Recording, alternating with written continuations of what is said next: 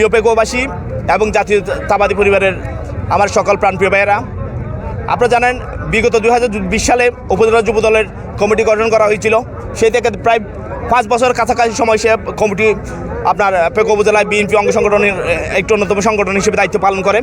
বিগত সময়ের যেভাবে সুশৃঙ্খল সুন্দরভাবে এবং সুসংগঠিত সংগঠন হিসেবে পেকুয়া উপজেলা যুবদল দায়িত্ব পালন করে, সে ধারাবাহিকতা আমাদের প্রাণপ্রিয় নেতা জনাব আলহাজ সালাউদ্দিন আহমেদ সাহেব পুনরায় আরেকটি বর্তমানে যুবদলের আহ্বায়ক কমিটি ঘোষণা করেছে।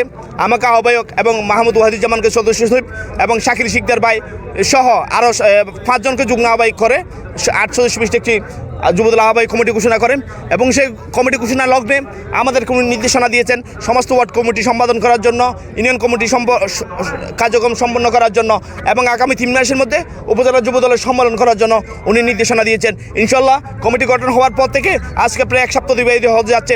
আমরা সেই লক্ষ্যে আমরা কাজ করে যাচ্ছি। আমরা ইনশাল্লাহ ওনার সে নির্দিষ্ট যে সময় নির্ধারণ করে দিয়েছে সেই সময়ের মধ্যে আমরা একটি সফল সম্মেলনের মাধ্যমে পেকুয়া উপজেলা যুবদল আরেকটি কমিটির দিকে আপনার অতিবাহিত হবে। আমি আপনাদের কাছে প্রত্যাশা করব অতীতে যুবদল সবসময় পেকুয়াবাসীর এবং জাতীয়তাবাদী পরিবারের সব কিছুতে ওনাদের পাশে ছিল, সুখে দুঃখে আপদে বিপদে। ইনশাল্লাহ আগামীতেও এই পেকুয়া উপজেলা যুবদল সকলের পাশে সব সময় সব কিছুতে ইনশাল্লাহ আপনাদের পাশে থাকবে।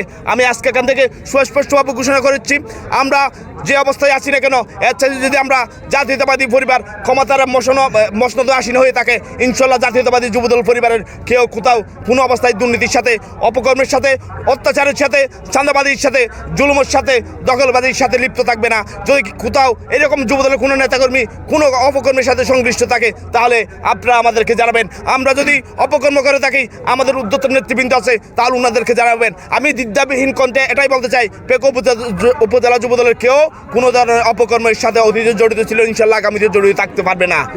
এটা সুস্পষ্ট বার্তা পেকুয়াবাসীর প্রতি এবং যুবক সমাজের প্রতি আমি আহ্বান করব, আপনারা পেকুয়াকে একটি সুন্দর পেকুয়া হিসেবে গড়ে তোলার জন্য যুবদলের পতাকা তলে সকলে সামিল হন, আমাদের প্রিয় নেতা সালাউদ্দিন আহমেদের হাতকে শক্তিশালী করুন, সে আশাবাদ ব্যক্ত রেখে আমি আজকে এখানে যারা উপস্থিত হয়েছে, আজকে আমাদের প্রাণপ্রিয় নেতা জনাব আলহাজ সালাউদ্দিন আহমেদ সাহেবের শ্রদ্ধেয় মরহুম মা বাবার কবর জিয়ারতের আমাদের কবর জিয়ারতের প্রোগ্রাম ছিল। সেই প্রোগ্রাম শেষে আমরা এখানে এসেছি আজকে উপজেলা বিএনপির সাথে সুজন্য সাক্ষাৎ করার লক্ষ্যে। এই প্রোগ্রামে যারা আমাদেরকে সময় দিয়েছেন, যারা আমাদেরকে সাথে সঙ্গী হয়েছেন, আমি সবাইকে আমার যুবদলের পক্ষ থেকে সাধুবাদ এবং ধন্যবাদ জানাচ্ছি এবং পরিশেষে আমি আপনাদের সকলে মঙ্গল কামনা করে আমার বক্তব্য এখানে শেষ করলাম। আসসালামু আলাইকুম।